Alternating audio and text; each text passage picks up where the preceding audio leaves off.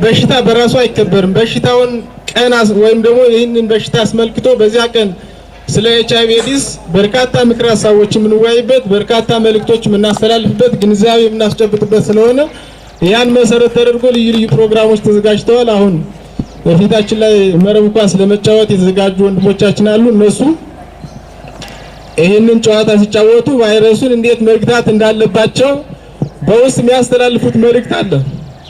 በዋናነት የኤችአይቪ ኤድስ ቀን፣ የቲቪ ቀን፣ የእናቶች ቀን ምን ቀን ተብሎ ሲከበር ቀኑ ሳይሆን በዚያ ቀን ላይ የሚተላለፉ መልእክቶችን ወስዶ ወደ ተግባር በመቀየር እነዚህን ከኤችአይቪ ኤድስ ወረራ ወይም ኤችአይቪ ኤድስ ስርጭቱን መግታትና ይህንን ሁላችንም ግንዛቤ ውስጥ ማስገባት ያስፈልጋል እና ፒድሞሎጂካሊ በጣም እየጨመረ ያለ ነው። በአማራ ክልልም በርካታ ወደ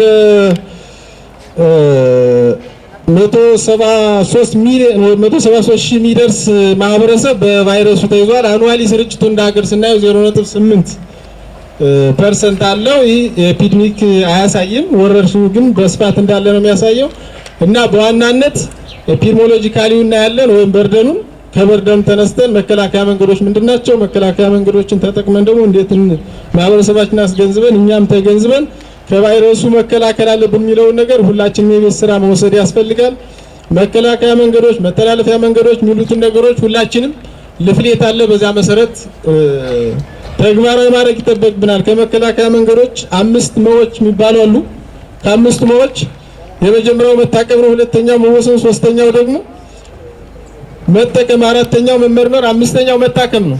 እነዚህን ተግባራዊ ማድረግ አለብን ኤችአይቪ ኤድስን ለመከላከልና በዚህ መሰረት ሁላችንም ኃላፊነት ልንወስድ ይገባናል።